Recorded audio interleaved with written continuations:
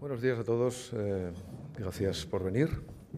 Gracias al Foro de Nueva Economía por su gentileza y gracias también a Cayetana por sus feroces hipérboles tan cariñosas respecto a mi trabajo y a mí mismo.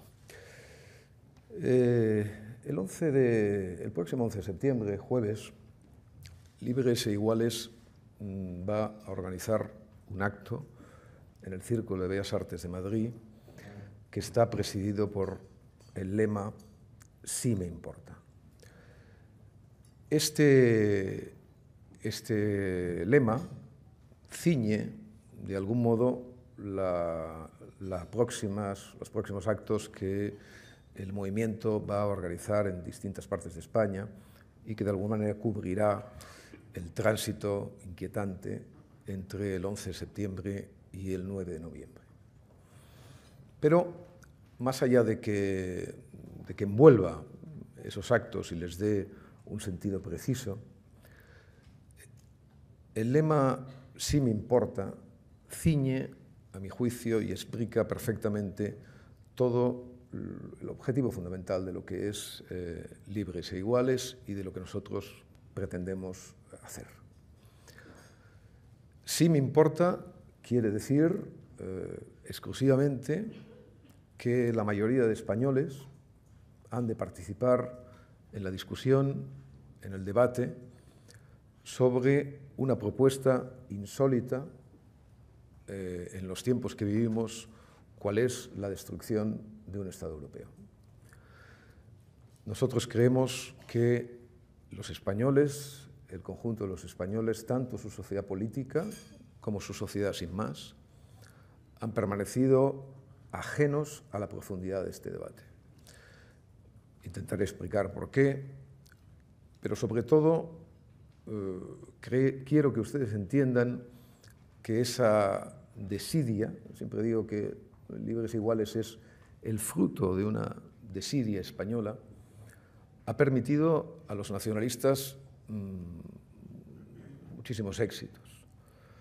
El primero, el apoderamiento absoluto del marco donde se discuten las cosas. Ellos han trazado el perímetro moral y político donde los demás nos hemos tenido que acomodar, queramos o no. Se han distinguido también por un uso astuto, a veces burdo, pero siempre eficaz, de las palabras. Las han hecho suyas. Democracia, libertad, modernidad incluso, son palabras que no nos pertenecen, que parecen solo pertenecerles a ellos. Han sido maestros en operaciones realmente singulares. Por ejemplo, han sido capaces de presentar nuestro no derecho a decidir como una exigencia de libertad. O han presentado el quebrantamiento de la ley, al que se llama cada día en Cataluña, como el estado superior de la democracia. O mucho peor todavía, han logrado que su apenas disimulada xenofobia, que al final es de lo que trata el proyecto nacionalista, digo que su apenas disimulada xenofobia sea presentada como una forma sofisticada de tolerancia. Evidentemente, los principales responsables de esto son los nacionalistas, como la gallina y en parte el gallo es responsable del huevo. Pero, sin ninguna duda, ese huevo no podría haberse desarrollado si no se hubieran dado las condiciones de temperatura, por así decirlo, adecuadas. Y ahí es cuando cobra sentido, para mí, el eje de lo que las 4 cosas que quiero decirles esta mañana, ¿no?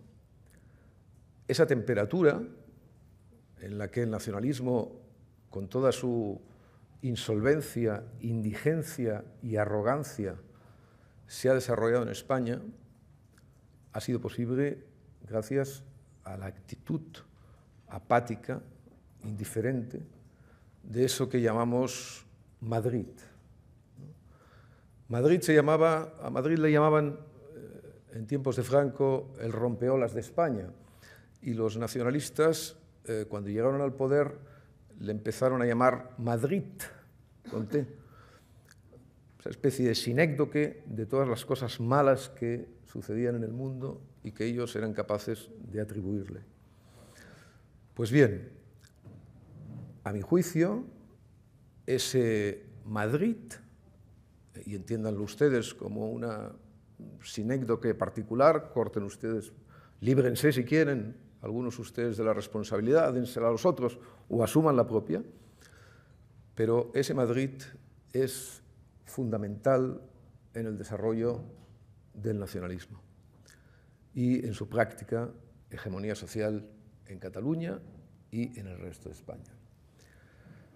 Madrid ha sido, por ejemplo, el ente que convirtió a Jordi Pujol en un estadista de altura universal.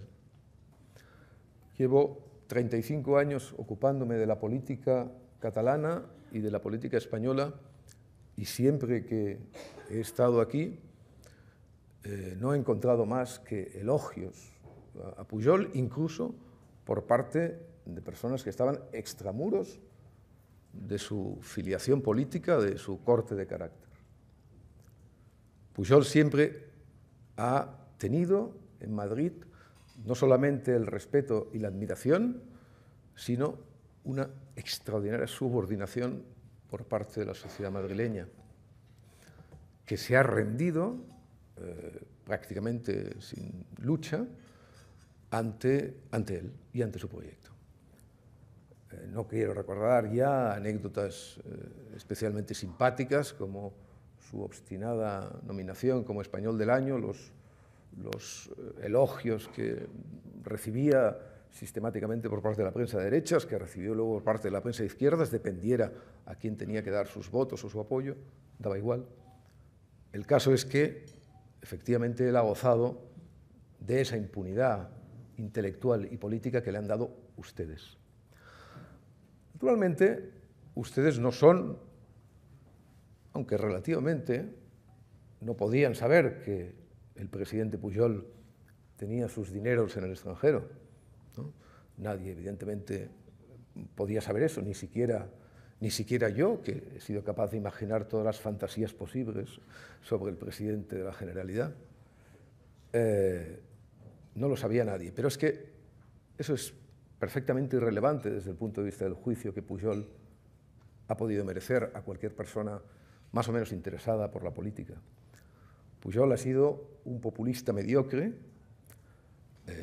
que ha practicado la corrupción política, no la corrupción económica, me refiero ahora, de una manera caciquil, con un pensamiento elementalísimo, y eso sí, con algo que he visto que siempre que en Madrid impresiona mucho, que es el conocimiento de los idiomas. Y lo digo que impresiona mucho porque yo prácticamente apenas conozco el castellano. Ustedes, Pujol aparte, Madrid, por así decirlo, han hecho cosas realmente extraordinarias con Cataluña. Por ejemplo, ustedes cada 15 días se llenan la boca hablando de la grandeza de la lengua española. Organizan no sé qué historias, en fin, completamente enfáticas, no sé qué Guadalajaras, no sé qué Zacatecas, no sé qué, siempre están viajando algún eminente o algunos eminentes rodeados por una procesión alegre y festiva para celebrar que la lengua española es, ya está la primera o la segunda, o que, etc. Mientras Madrid practicaba esas retóricas, y las sigue practicando, la sociedad política general madrileña aceptaba sin mayor trauma que en Cataluña se dictara una ley que castigaba económicamente a cualquier persona que utilizara en determinadas circunstancias la lengua castellana.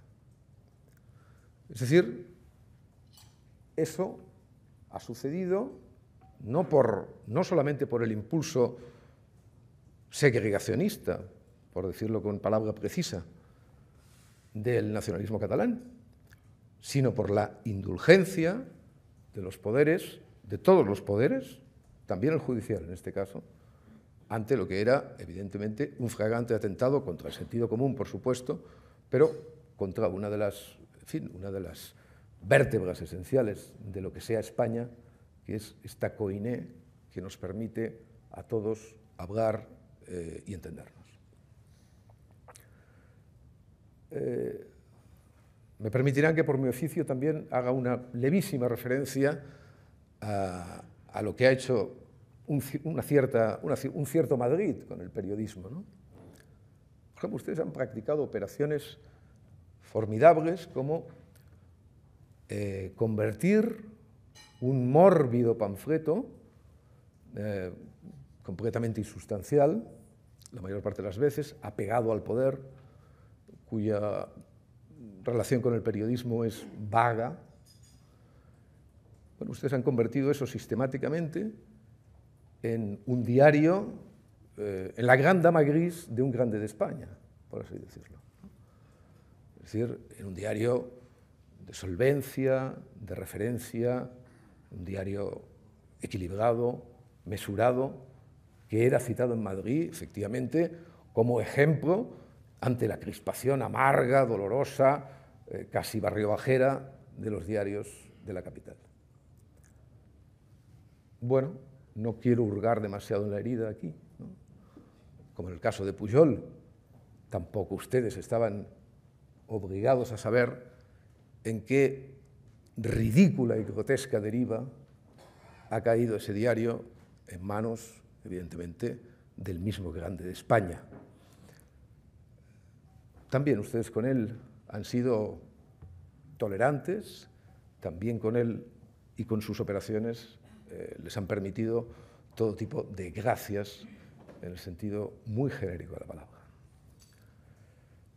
Madrid, en fin, para resumirlo, Madrid, en fin, ha permitido que el Estado sea una carcasa en Cataluña. Es decir, que el Estado se haya vaciado de una manera paulatina en aspectos que son absolutamente esenciales en el funcionamiento de cualquier nación. Y lo más doloroso, para mí, que ya no afecta ni siquiera a la sociedad política, mediática, la espuma en la que nos movemos los 300 que hablan y los 300 que tomamos nota. Es la actitud de los ciudadanos españoles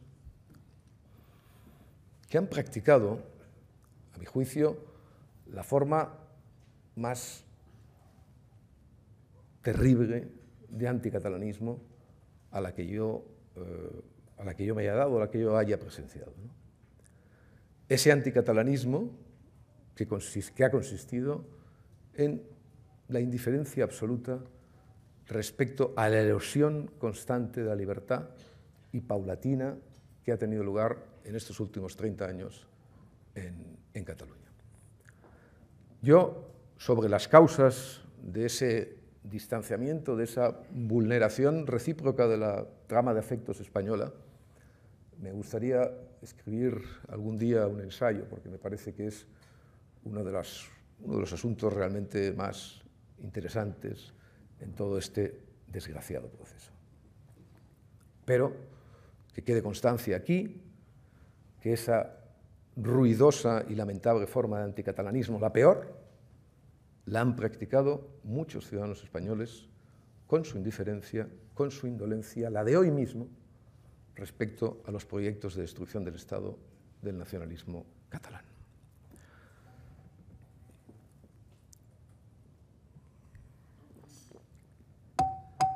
Bien, poco más que decirles. El 11 de septiembre, volviendo al principio, saben ustedes que van a desfilar en Cataluña las masas encuadradas, encuadradas en una V que evidentemente es polisémica, que puede querer decir cualquier cosa. Parece que ellos, contrariando 500 años de historia, le llaman V de Victoria.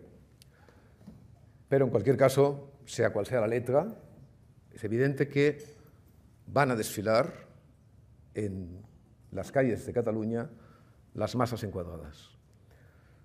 Nosotros, Libres e Iguales, vamos a organizar un acto que es todo lo contrario, que quiere ser todo lo contrario, y que lo vamos a organizar en Madrid, donde vamos a oponer al furor y al griterío encuadrado de las masas la palabra seca y solitaria de Cayetana Álvarez de Toledo, que va a pronunciar un discurso sobre la paz civil. Esa voz solitaria remite a una evidencia medieval. Ya saben ustedes, probablemente lo conocerán todos, que en la Edad Media la mayor parte de las personas, no sé si el 95 o quizá el 98% de las personas, creían en brujas. Solamente un pequeño porcentaje, un 2, un 3%, iban por allí merodeando, intentando escapar de la pasión de la mentira. Bueno, algo de eso es lo que nosotros vamos a hacer ese 11. Les agradezco.